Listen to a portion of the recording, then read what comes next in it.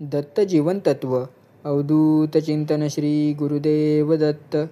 दत्तगुरूंच्या कृपेने तुमच्या सर्व मनोकामना पूर्ण व्हाव्यात अशी गुरुचरणी प्रार्थना करून आजच्या व्हिडिओला सुरुवात करूया. आजच्या व्हिडिओमध्ये आपण दत्तगुरूंची 12 जीवनतत्व बघणार आहोत. तर चला व्हिडिओला सुरुवात करूया. प्रस्तावना. श्री दत्तगुरूंचे जीवनतत्व म्हणजे मानवी जीवनाचा खरा दिशा दाखवणारा प्रकाश. दत्तगुरू त्रिकाळ ज्ञानी, दयाळू आणि सर्व जीवांना आपल्या मार्गावर नेणारे आहेत. त्यांचा उपदेश केवळ धार्मिकतेपुरता मर्यादित नसून तो रोजच्या आयुष्यात अंमलात आणण्याजोगा आहे. दत्त जीवनतत्व आपल्याला संयम, श्रद्धा, सेवा, ज्ञान आणि भक्ती या 5 स्तंभांवर जीवन उभारण्यासाठी शिकवण देते. या तत्वांचे पालन केल्यावर जीवनातील अंधार नाहीसा होतो आणि अंतःकरणाला शांती, समाधान व ईश्वरी अनुभवाचे तेज प्रकट होते. हा व्हिडिओ त्या गूढ, पवित्र आणि जीवन बदलणाऱ्या दत्ततत्वांचा सखोल अभ्यास करेल. नंबर 1. श्रद्धेचा पाया.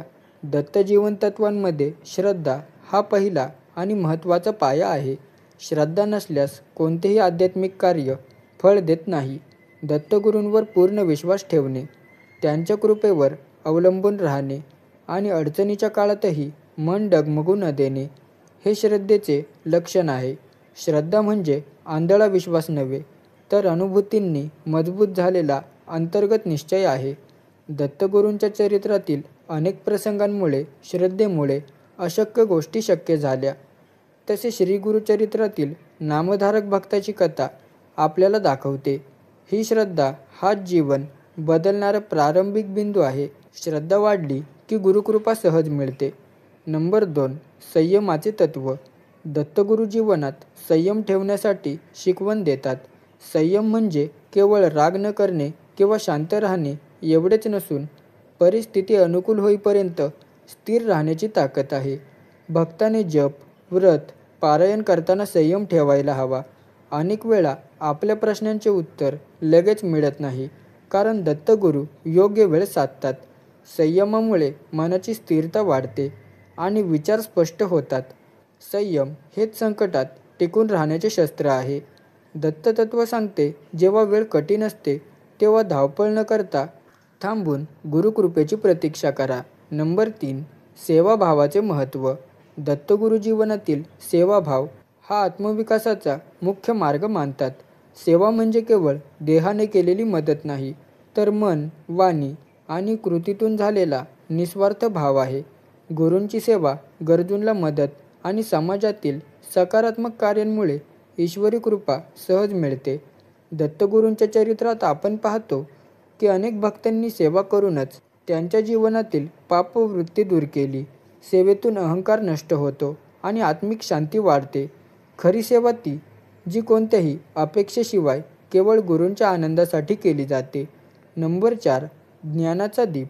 दत्त जीवनतत्वातील ज्ञान हे केवळ शास्त्रांपुरते नसते, ते आत्मज्ञान, व्यवहार ज्ञान आणि विवेक ज्ञान यांचे एकत्रित रूप आहे. दत्तगुरू भक्तांना अज्ञानरूपी अंधारातून बाहेर काढून ज्ञानाचा दीप देतात. हे ज्ञान मिळवण्यासाठी अभ्यास, चिंतन आणि गुरुचरणात राहणे आवश्यक आहे. गुरुचरित्रातील उपदेशांमध्ये आपण पाहतो की ज्ञानाशिवाय भक्ती अधुरी आहे. ज्ञानामुळे आपण चुकीच्या मार्गावर जाण्यापासून वाचतो. दत्ततत्व सांगते की खरे ज्ञान तेच जे मनाला शांतता देतं आणि इतरांच्या भल्यासाठी वापरलं जातं. नंबर 5. भक्ती मार्ग. भक्ती हा दत्त जीवनतत्वाचा केंद्रबिंदू आहे. भक्ती म्हणजे प्रेम, विश्वास आणि समर्पण यांचा संगम आहे. दत्तगुरूंवरील भक्ती केवळ संकटात आठवण्यापुरती नसावी, तर प्रत्येक क्षणी हृदयात असावी. नामस्मरण, पारायण, भजन, कीर्तन यामुळे भक्ती वृद्धिंगत होते. भक्तीमुळे अहंकार वितळतो आणि गुरुकृपा सहज प्राप्त होते. दत्ततत्व सांगते, भक्ती ही नदीसारखी असावी, सतत प्रवाही, अडथळ्यांवर मात करणारी आणि शेवटी गुरुप्रेमाच्या सागरात विलीन होणारी. नंबर 6.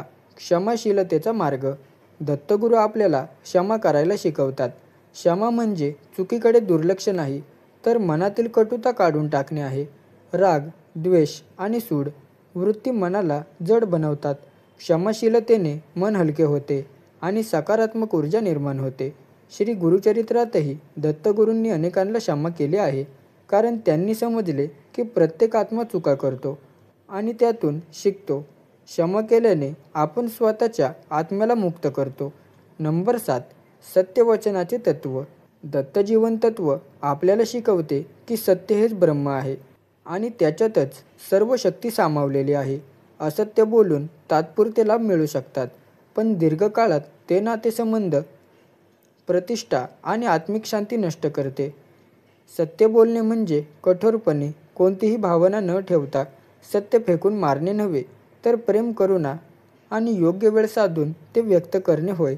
दत्तगुरूंच्या चरित्रातील अनेक प्रसंगात आपण पाहतो की सत्याने अंधारातही प्रकाश निर्माण होतो. सत्य पाळणारा मनुष्य स्वतःला आणि इतरांना सुरक्षित ठेवतो, कारण त्याचा स्वभाव पारदर्शक आणि विश्वासार्ह असतो. गुरूंच्या चरणी बसताना त्यांनी आपल्याला दिलेली पहिली शिकवण म्हणजे असत्याचा त्याग आणि सत्याचा स्वीकार. सत्यवचन हे फक्त वाणीपुरते नसून विचार आणि कृतीतही असावे. नंबर 8. समाधानाची वृत्ती. समाधान जे आहे त्यात आनंद मानणे आणि ईश्वराने दिलेल्या परिस्थितीत शांत राहणे. असमाधानामुळे मन नेहमी खंत, ईर्ष्या आणि असंतोषात अडकलेलं राहतं, तर समाधानामुळे मन प्रसन्न होतं आणि आयुष्य हलकं वाटतं. दत्तगुरू सांगतात की प्रत्येक जीवाला जे काही मिळालं ते त्याच्या कर्मानुसार असतं. जास्त हाव धरल्यास मनाची स्थिरता नष्ट होते आणि आध्यात्मिक प्रगती थांबते. समाधान ही अशी शक्ती आहे जी आपल्याला लोभ, स्पर्धा आणि द्वेषापासून दूर नेते. श्री गुरुचरित्रातील भक्त संकटात असूनही समाधानी राहतात, कारण त्यांना ठाऊक असते गुरुकृपा योग्य वेळी प्रकट होईल. जेव्हा आपण हे पुरेसं आहे असा भाव बाळगतो, तेव्हा गुरु आपल्याला हळूहळू अधिक देतात, कारण ते पाहतात की आपण कृतज्ञ आहोत. नंबर 9. धैर्याचा आधार. धैर्य हे संकटाच्या काळात आत्म्याचा आधार असतं. जेव्हा परिस्थिती प्रतिकूल होते, जेव्हा अडचणी पर्वतासारख्या उभ्या राहतात, तेव्हा धैर्य नसेल तर भक्त अर्ध्या वाटेत थांबतो. दत्तजीवन तत्त्व शिकवते की धैर्य म्हणजे भीती न बाळगता योग्य कृती करणे आणि गुरुकृपेवर विश्वास ठेवणे. गुरुचरित्रातील अनेक उदाहरणे आहेत जिथे भक्तांनी रोग, गरिबी, संकट, अगदी मृत्यूच्या छायेतही धैर्य धरून ठेवले आणि गुरुकृपेने वाचले. धैर्यामुळे मन दृढ होते आणि सकारात्मक विचार टिकतात.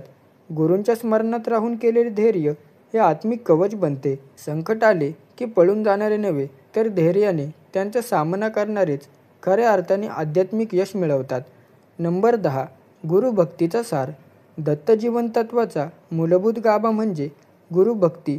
गुरुभक्ती म्हणजे केवळ गुरूंची पूजा करणे किंवा नामस्मरण करणे एवढेच नाही, तर त्यांना जीवनातील मार्गदर्शन, रक्षण आणि अंतिम सत्य मानणे. गुरुभक्तीमध्ये पूर्ण समर्पण, आज्ञापालन आणि विश्वास आवश्यक असतो. श्री गुरुचरित्रातील नामधारक भक्ताची कथा आपल्याला दाखवते की गुरुभक्तीने दैवी कृपा सहज मिळते. गुरुभक्तीमुळे अहंकार वितळतो, मन नम्र होते आणि गुरुकृपा सहज प्रकट होते. गुरूंना जीवनाचा केंद्रबिंदू बनवला की इतर सर्व तत्त्वे आपोआप जीवनात उतरतात. गुरूंच्या आदेशाप्रमाणे चालणारा भक्त आयुष्यात कोणतेही वादळ पार करू शकतो.